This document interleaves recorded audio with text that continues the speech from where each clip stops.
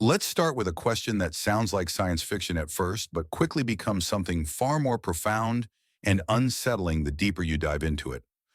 What if humanity made the decision to destroy an entire planet, specifically Mercury, not out of anger, not out of conquest or conflict, but for the sake of progress, survival, and an energy future that could literally change the trajectory of our species? The idea sounds preposterous, unethical, perhaps even terrifying. But take a moment and ask yourself what sacrifices humanity would be willing to make if our very existence depended on them.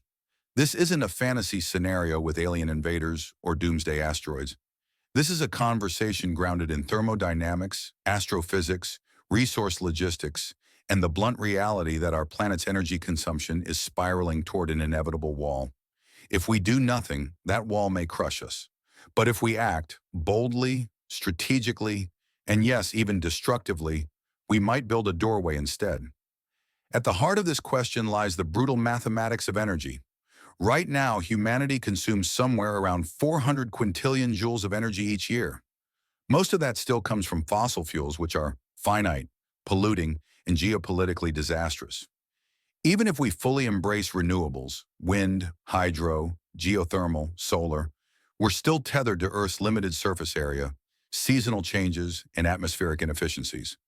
Our planet receives a colossal amount of solar energy, roughly 4.7 times 10 to the 24th joules annually, but we only capture a microscopic fraction of it. Why? Because solar panels on Earth are bound by clouds, night, infrastructure costs, and land scarcity. The sun is pouring energy into space every second, and we're catching it with a thimble. But what if we could change that?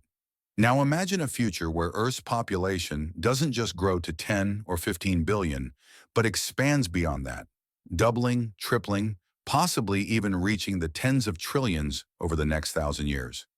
That scale of growth isn't as outrageous as it seems when you consider the historical trends of human innovation, automation, and longevity. But to sustain such a civilization, we'd need to go from merely surviving on Earth's energy to mastering the full potential of our solar system. That leap is measured not in years or decades, but in energy tiers. Right now, we're at about zero point 0.7 on the Kardashev scale, a metric for how advanced a civilization is based on its energy usage. A Type 1 civilization harnesses all the energy available on its planet. Type 2 taps the full power of its star. That's where Mercury comes in. To even dream of becoming a Type 2 civilization, we'd need something called a Dyson swarm, an array of orbiting structures, not a solid sphere, that collects and transmits solar energy. The idea, first theorized by physicist Freeman Dyson, is simple in concept but staggering in execution. Building enough satellites to surround the sun would require astronomical quantities of material, far more than what we could realistically source from Earth.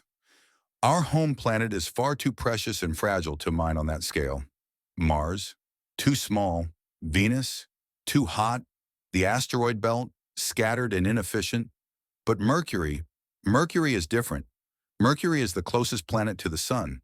It's rocky, dense, metal-rich, and utterly devoid of life. Its gravity is low enough to make launching materials easier than from Earth, and its proximity to the sun means solar energy is intense, ideal for powering automated mining and manufacturing equipment. Mercury is, in a sense, the solar system's most valuable ore deposit, and it's sitting right next to the greatest energy source we will ever know. The argument, then, becomes disturbingly logical. If humanity needs a construction site for its Dyson swarm, Mercury is the ideal candidate. And if we need raw materials to build the infrastructure that will free us from fossil fuels forever, dismantling Mercury becomes not just practical, it becomes imperative. Let's be clear, we are not talking about casually blowing up a planet. This isn't some cinematic, one-shot superweapon scenario. What's being proposed is a highly structured, technological process of planetary disassembly. Picture this. The first step involves building solar-powered factories on Mercury's surface. These would mine local materials and use them to construct mirrors, solar panels, and satellites.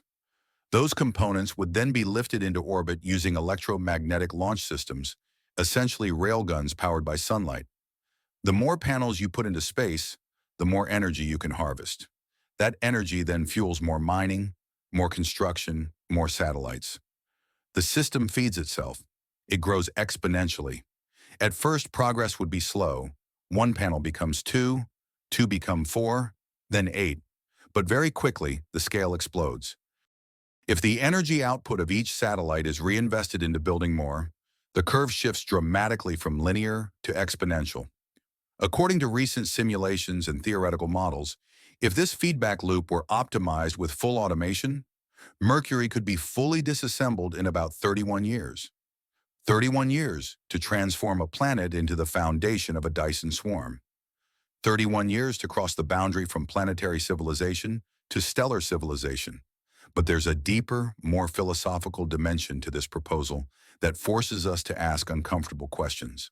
What does it mean to destroy a planet? Mercury has no life, no oceans, no atmosphere, no civilizations. It's not a cradle of biology or a haven of biodiversity.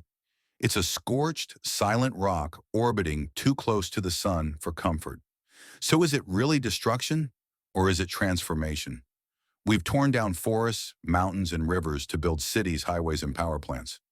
We've dammed natural wonders and mined entire regions to fuel our growth, and we justify these acts through the lens of necessity. So what happens when the necessity grows to a cosmic scale? There's an ethical line here that humanity has never crossed before. The boundary between shaping nature and altering the solar system. If we dismantle Mercury, we change the gravitational balance of the inner solar system. We alter history, not just ours, but potentially the future of any life that might one day have emerged there. And yet, for many futurists and energy strategists, the answer is becoming clear. The needs of billions, maybe trillions, of humans outweigh the inert fate of a barren world.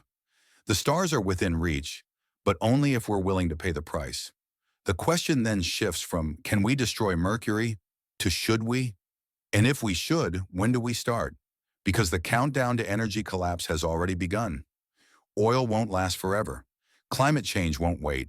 The demand curve isn't slowing down. What we do in the next 100 years may determine whether humanity stagnates in energy poverty or thrives among the stars. In that context, Mercury isn't just a planet, it's an opportunity.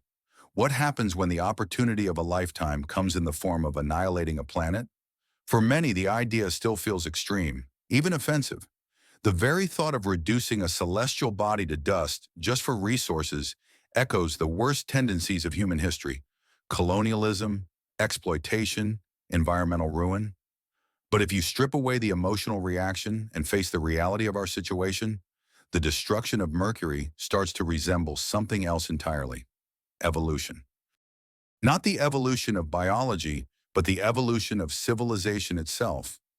Just as we once crossed oceans in fragile boats, tunneled into mountains for coal, and split atoms to unlock nuclear power, the dismantling of Mercury is a step in a long and unbroken chain of energy revolutions that have brought us to where we are today. To understand how Mercury becomes the launchpad for humanity's next era, you need to zoom out, not in space, but in time. Consider the history of our energy dependence. The first great leap was fire. Then came muscle, wind, and water. The Industrial Revolution brought coal and then oil. Electricity turned everything into a network. But now, even as solar panels and wind turbines dot the landscape, we are still dependent on the ground beneath our feet. And that ground is failing. The deeper we dig, the harder and dirtier the extraction becomes. The more we burn, the warmer the planet gets. The Earth is telling us in every wildfire and rising tide that it is not a bottomless well. And yet right above us, shining every second, is a limitless energy source we barely know how to touch. The sun outputs 3.8 times 10 to the 26 power watts of energy every second. It's a number so large it becomes meaningless, until you realize that humanity uses only 0.0000005% of that. If we could capture even 0.1% of the sun's output, we would have enough energy to run a civilization hundreds of times larger than our current one. That energy could desalinate every ocean to solve the water crisis, power carbon capture systems to reverse climate change, launch interstellar missions, and eliminate energy poverty forever. But to access that kind of power, we need to build at scale, in space, and fast. That's where Mercury's fate is sealed. Mercury offers the trifecta of conditions needed for orbital megastructure construction: proximity to the sun, low gravity for launching material, and rich elemental composition. The planet is made primarily of metals, iron, nickel, and silicates, which are the core components for creating solar panels, mirrors, and transmission arrays. Its surface temperature varies wildly, but with robotic systems adapted for extremes, solar-powered factories could operate around the clock, shifting between the sunlit and dark sides of the planet. We already have the seeds of this technology today: autonomous drones, 3D printers, solar arrays, and robotic mining units. Scaling them up isn't a leap into the unknown. It's engineering and logistics. Imagine an army of machines landing on Mercury, not to colonize it, but to harvest it. These machines aren't manned. They're not exploring. They're working. They melt rock, extract metal, forge parts, and shoot them into orbit via electromagnetic mass drivers. These railgun-like launchers don't use fuel. They use electricity from the sun, which Mercury receives at over 6 times the intensity of Earth. The first 1,000 satellites launched are just the beginning. Once they're in orbit, they begin collecting solar power and beaming it, either back to Earth or to Mercury's surface, to power more factories and launchers. The cycle accelerates. What took years begins to take months, then weeks. Eventually, every meter of Mercury's crust becomes part of a vast, interconnected construction ecosystem. The materials mined from Mercury don't vanish.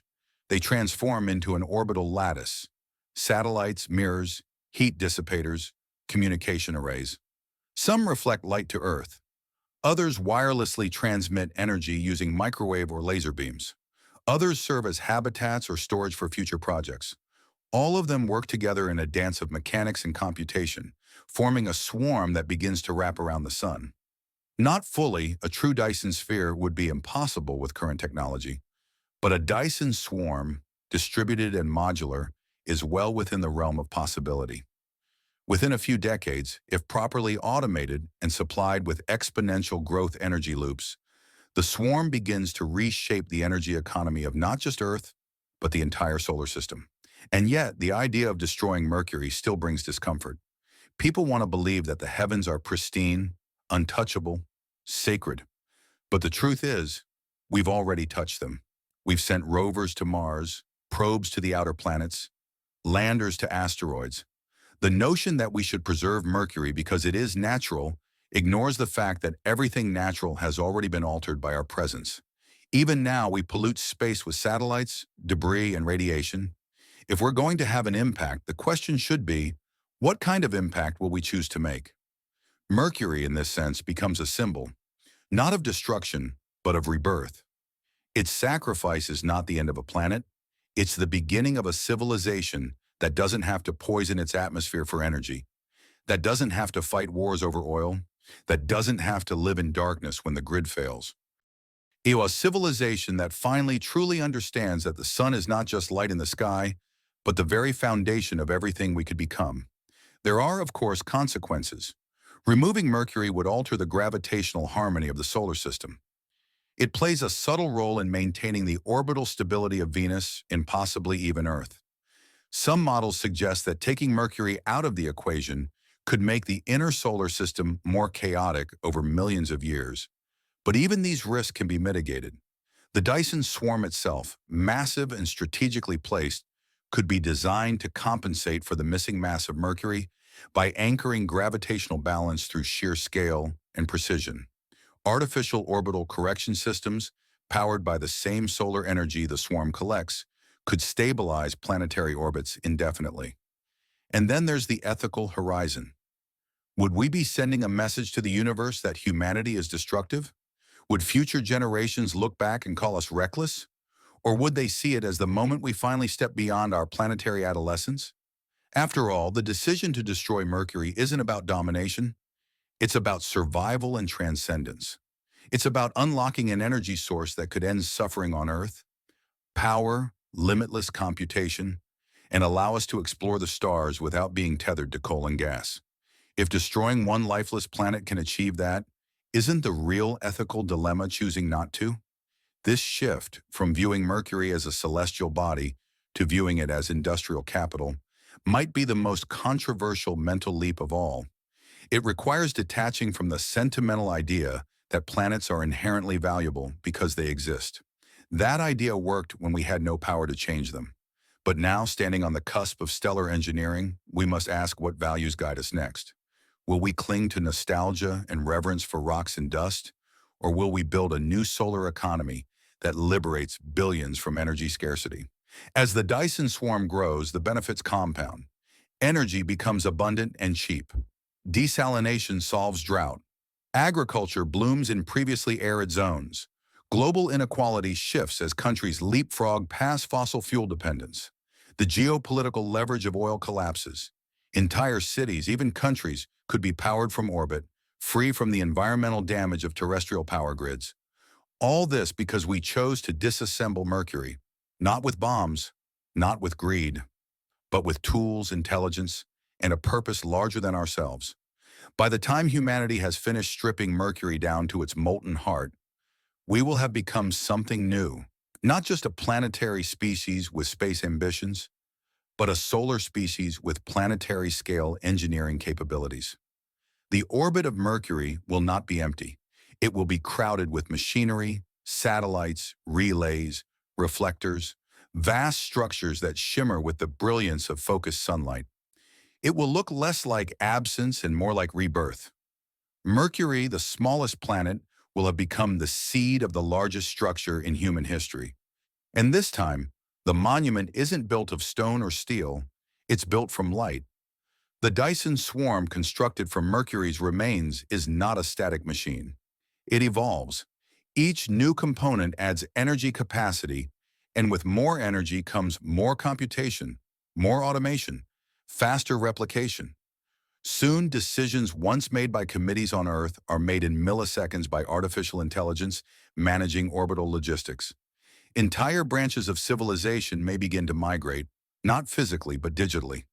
Minds uploaded into satellites, AI colonies, managing data centers powered by solar energy, all of it made possible because Mercury provided the raw materials. Mercury becomes not just the engine of Earth's salvation, but the forge of a post-biological future. With such capacity, we also transcend previous boundaries of communication, medicine, and even thought. Global internet becomes interplanetary. Memory and cognition, no longer constrained by biology, extend into the cloud, not metaphorically but literally, into the radiative edges of our Dyson array. Education is transformed. Poverty becomes obsolete. Disease management is decentralized, powered by relentless computation and global sensing. Simulations of weather, economy, even consciousness run on the very photons once bouncing idly in space, all because we harness not just the sun's light, but our will to use it. Yet amid this renaissance, a deeper philosophical question begins to rise. What now? If Mercury's death granted us limitless energy and unshackled growth, do we stop, or do we look to the next horizon? Venus, massive and toxic, might offer atmospheric harvesting. The asteroid belt, rich in rare elements, waits like a cosmic treasure field. Even the moons of Jupiter, laced with ice and subsurface oceans, whisper new possibilities. What Mercury taught us wasn't just how to build, it taught us how to think cosmically. But let's not mistake utility for disregard. The destruction of Mercury would mark the end of an era, not just astronomically, but spiritually.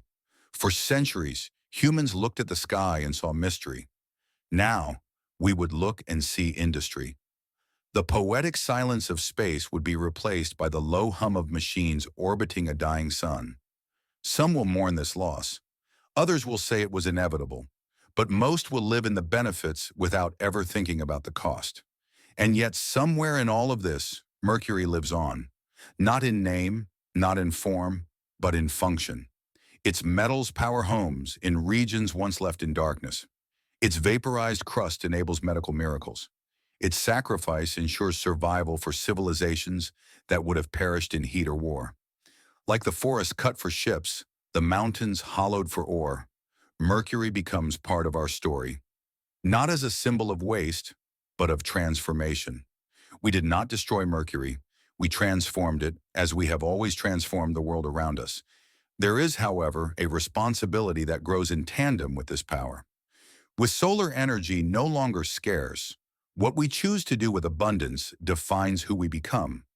Will we build ecological sanctuaries, terraform dying worlds, eliminate suffering? Or will we repeat old cycles of exploitation, simply at a larger scale? The choice is ours, and it starts with recognizing that energy is not the final goal. It is the means. What we build with it matters more than how much we collect. Mercury may not have had life, but its disassembly becomes a lifeline for the billions who do. Imagine a future where war over oil sounds as archaic as war over salt. Imagine cities where power never goes out, farms that never fail from drought, systems resilient to disaster because their energy source is not local, but stellar. This is not fantasy. It is logistics, scale, and willpower. Every problem we face, climate, inequality, migration, disease, gets simpler when energy is no longer the bottleneck.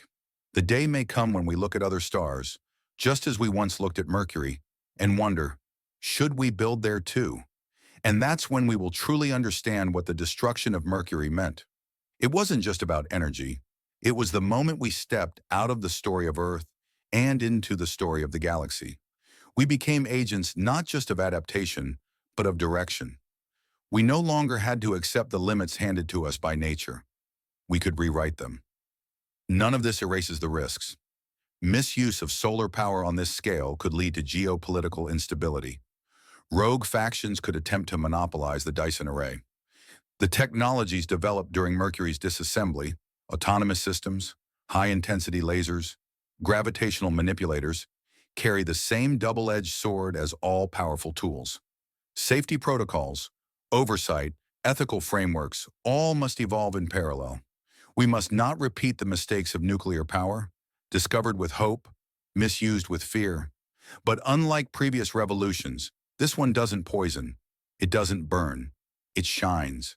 And that alone gives it a moral clarity that previous energy systems lacked. We aren't robbing Earth to feed civilization. We're expanding civilization to capture the sunlight that's already being wasted every second. In that light lies peace. In that energy lies possibility. So perhaps in a distant future, when humans no longer even live on Earth, when our descendants roam moons and craft new forms of intelligence, a monument will exist.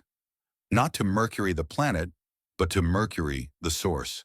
A quiet reminder in the shadow of the sun that from destruction came abundance, from metal came miracles, and from the smallest planet came the biggest leap.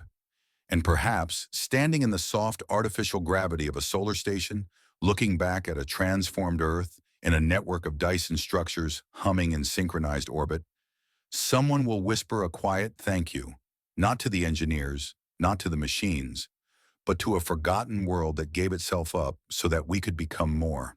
Because sometimes to build the future, something must end. And if what ends is a silent, lifeless rock floating too close to the sun, then the question is not why we did it, but why we didn't do it sooner.